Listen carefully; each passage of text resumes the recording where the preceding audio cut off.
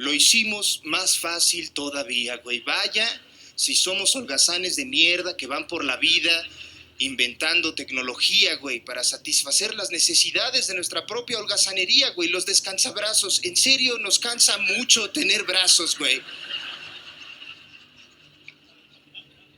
Hay gente que no puede darse el lujo de descansar sus brazos porque no tienen brazos, güey. Y nosotros de hedonistas exigentes, güey, con nuestros brazos bien acomodados, diciendo, güey, yo no pedí nacer con tantas extremidades, esto no es mi culpa, güey. Yo soy la víctima aquí, deja de verme así, ¿no?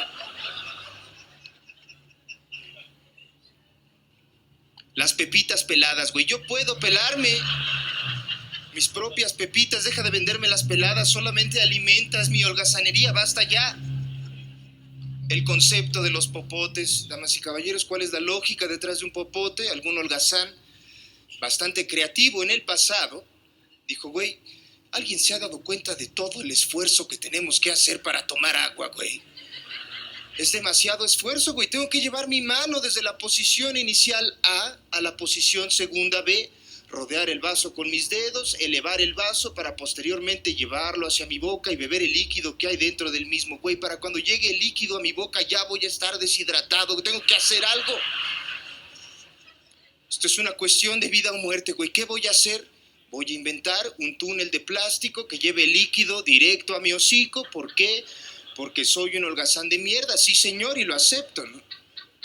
Pasó el tiempo, algún otro holgazán, incluso más holgazán e incluso más creativo que el anterior, dijo, güey, ya basta de esta mierda, de tener que inclinar mi cabeza hacia adelante para tomar el popote con los labios, güey. ¿Qué voy a hacer? Voy a inventar un popote que se doble y llegue directo a mi boca para así hacer el más mínimo esfuerzo posible, güey.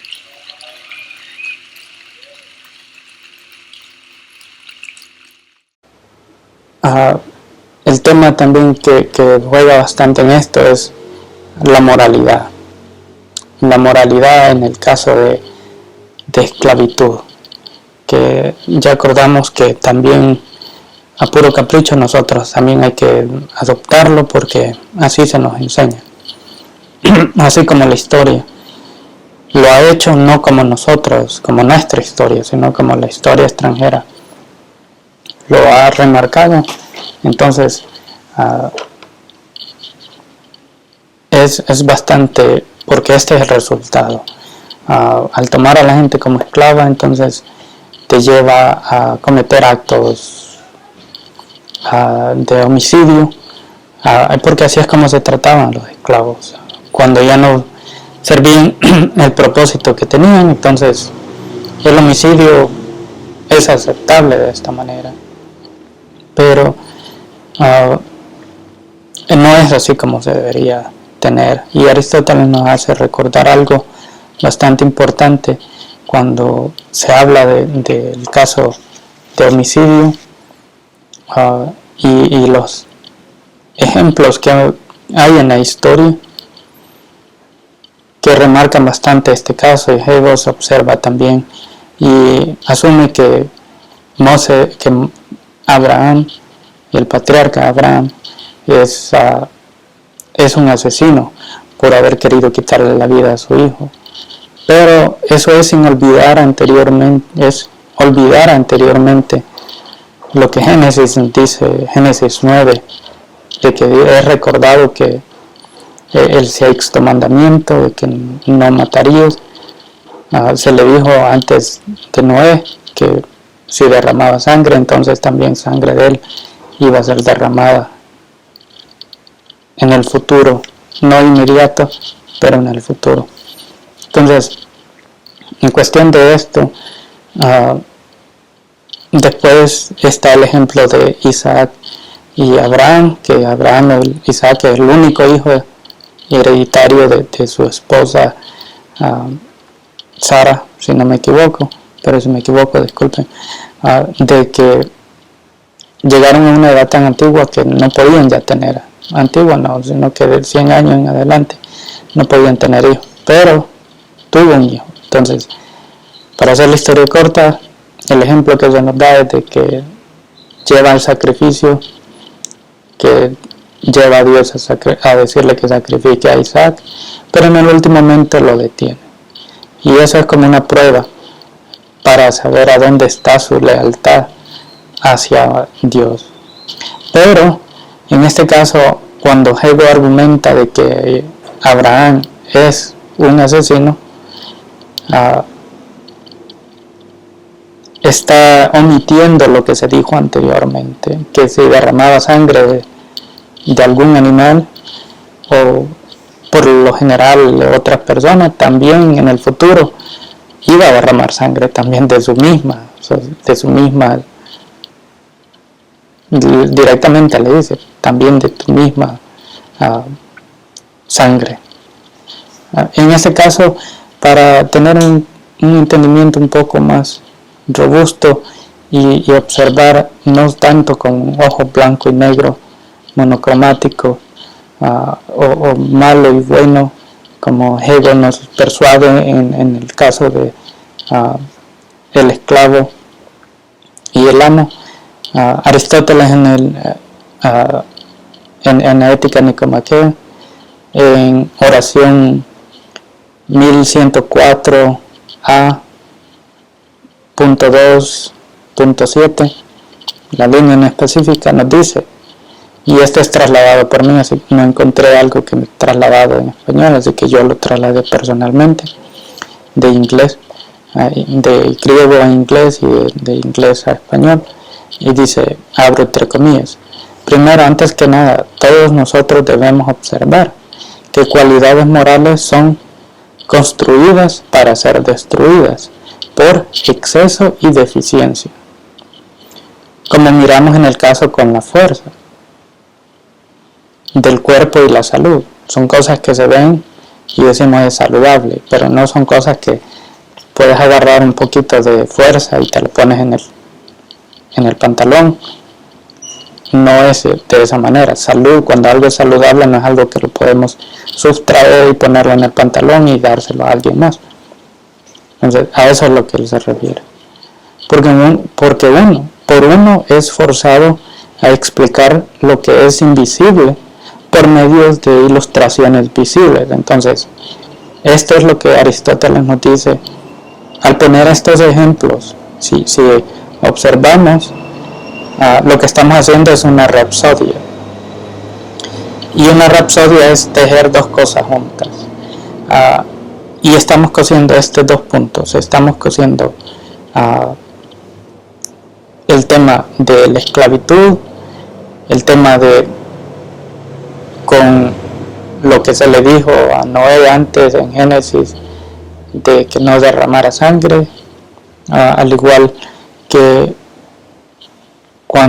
¿por qué ignora Hegel este caso y asume a Abraham como un asesino? Entonces parece que hay algo que no concuerda, y ya vamos a encontrar por qué eso es. Entonces, pero ahí mismo está esa línea donde no va a derramar sangre, de su mismo lineaje no va a derramar la misma sangre. En este caso, poniendo a un lado todo lo que sucedió anteriormente, pero de él mismo ese es recordado, y por eso que de antemano tal vez podríamos especular de que esto no iba a suceder por ese mismo hecho, porque ya se había dicho anteriormente, y esa consistencia de la voz determinada ya había propuesto esto anteriormente, pero iba a ser hasta 300 años después, antes de Cristo, de que se le dieran reconsideración a la literatura en las indagaciones del ser humano, y como lo propuse anteriormente también en los videos anteriores, de cómo esta formalidad literaria aún no había sido puesta en línea, y no era un ocio para la educación, y esto fue en el caso de los jueces. Así que vamos a dejar hasta este momento por acá y ya vamos a continuar.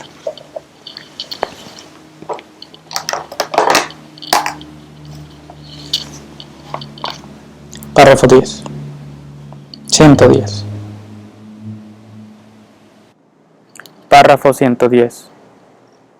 Veamos de manera similar la noción histórica adoptada en América por estos graduados experimentados que tácitamente vivieron la historia de las injusticias llevadas a través de los siglos. Entonces, aquí me refiero a los estudiados que supuestamente tienen experiencia de la esclavitud y han contribuido al desarrollo literario de la identidad en el país. Vemos, es como una ironía, no encontramos de esto.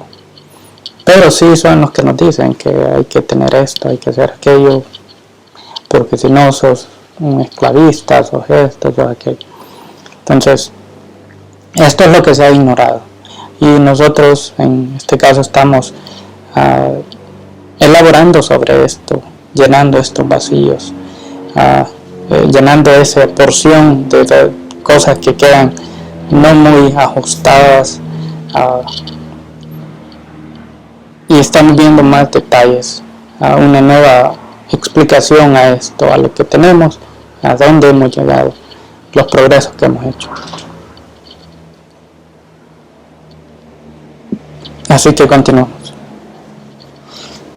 Como no hay práctica sin teoría, este tipo de esclavitud práctica se reavivó a medida que las nuevas repúblicas comenzaron a surgir. Entonces aquí agrego el tema de cómo Estados Unidos también entra a jugar adentro del rol de la historia en este continente, que se fue a una guerra civil por el hecho de que había una porción de la población que soportaba tener esclavitud, hacer formal la esclavitud en el continente, y había otra porción que no aceptaba esto. Entonces fue un evento que en teoría se rompió con el esquema tradicional que existía, que ya se había traído de Europa, de otros continentes, hacia América, y fue el hecho de la liberación de esclavos, de que no era algo aceptable en la sociedad, aunque tenía que haber mucho más tiempo para que en verdad se tomara esto como una relevancia legal. Así que vemos ese quiebre, vemos con el quiebre lo que anteriormente se interpretaba como libertad de agarrar esclavos, libertad de hacer lo que te daba la gana, libertad, todo eso de lo que anteriormente existía dentro de los imperios. Entonces, en este caso se rectificó algo que ya se había propuesto desde hace milenios atrás en la tradición judeocristiana, y que se había implicado adentro. Por eso es la gran importancia de la educación, de poner empeño en desarrollar la educación, la objetividad que lleva la educación, a dónde funciona terrenalmente y a dónde funciona para otros motivos. Entonces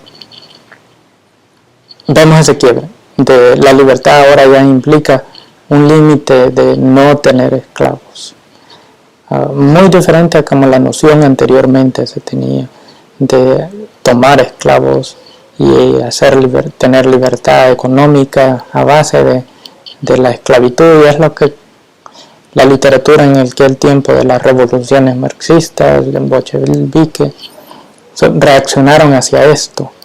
Pero en este caso, cuando entra en Estados Unidos, se pone un poco de sequedad en esa consistencia, aunque el sistema es capitalista.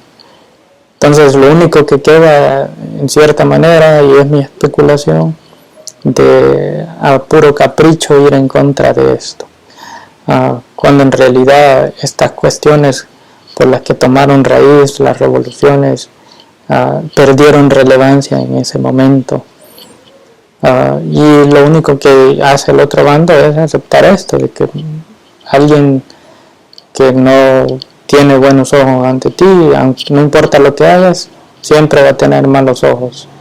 Y especialmente en el caso en Estados Unidos, como la República tuvieron bastante libertad en las cuestiones educativas, en la educación, en el caso de la empresa empresarial, pero este ya es un tema un poco fuera de la literatura en sí.